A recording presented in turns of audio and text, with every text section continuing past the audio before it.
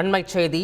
ரயில்களை பராமரிப்பதில் ரயில்வே துறை அலட்சியம் காட்டுவதாகவும் முகம் சுளிக்கும் நிலையில்தான் ரயில் பயணம் மேற்கொள்ளப்படுகிறது எனவும் உயர்நீதிமன்ற மதுரை கிளை நீதிபதிகள் அதிருப்தி தெரிவித்திருக்கின்றனர். கூடுதல் விவரங்களோடு இணைகிறார் எமது செய்தியாளர் மாரிச்சாமி.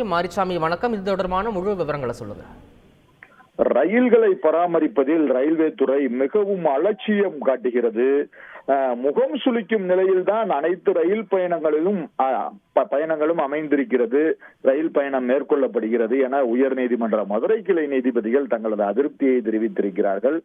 தமிழகத்தில் ஓடும் ஏராளமான ரயில்களில் ஓட்டை பெட்டிகள் தான் இணைக்கப்படுகிறது எனவும் தங்களது வேதனையை வெளிப்படுத்தி இருக்கிறார்கள். அதுபோக கட்டணங்கள் அதிகரிக்கப்பட்ட போதிலும் பராமரிப்பில் தொடர்ந்து அலட்சிய போக்கையே ரயில்வே துறை காட்டி வருகிறது எனவும் தங்களது கருத்தை தெரிவித்திருக்கிறார்கள்.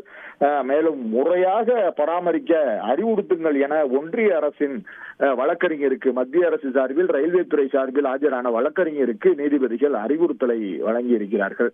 இந்த வழக்கு பின்னணி பார்த்தோமானால் தஞ்சாவூரை சேர்ந்த சுந்தர விமலநாதன் என்பவர் ஹைகோர்ட் உயர்நீதிமன்ற மதுரை கிளையில் ஒரு மனுவை தாக்கல் செய்கிறார். அதில் நான் ஒரு மாற்றுத்திறனாளி, என்னை போன்ற மாற்றுத்திறனாளிகள் நலனுக்காக நாடு முழுவதும் சுற்றுப்பயணம் செய்து வருகிறேன். இதன் மூலம் மாற்றுத்திறனாளிகள் நாள்தோறும் சந்திக்கும் பல்வேறு இடர்பாடுகளை அறிய முடிகிறது. ரயில்கள் பல்வேறு பகுதிகளுக்கு ரயில் மூலமாக மட்டுமே பயணிக்கிறேன். அனைத்து ரயில்களிலும் மாற்றுத்திறனாளிகளுக்கான இடஒதுக்கீட்டின்படி அடிப்படையில் கட்டண சலுகையும் அவர்களுக்கு தனியாக இருக்கையும் வழங்கப்படுகிறது. இந்த சலுகைகளை மாற்றுத்திறனாளிகள் பெறுவதற்கு அடையாள அட்டை வழங்கப்படுகிறது. டிஜிட்டல், அதாவது அடையாள அட்டை பரிசோதனை டிஜிட்டல் மயமாக்கப்பட்டிருக்கிறது. ஆனால் தமிழகத்தில் மதுரை, திருச்சி, சேலம் உள்ளிட்ட ரயில் நிலையங்களில் இந்த நடைமுறை அமுல்படுத்தப்படவில்லை என்று அவரது மனுவில் குறிப்பிட்டிருக்கிறார். இந்த மனுவானது பொறுப்பு தலைமை நீதிபதி, சென்னை உயர் நீதிமன்றத்தின் பொறுப்பு தலைமை நீதிபதி ஆர் மகாதேவன், ஜி.ஆர். சுவாமிநாதன் முன்பு விசாரணைக்கு வந்தது.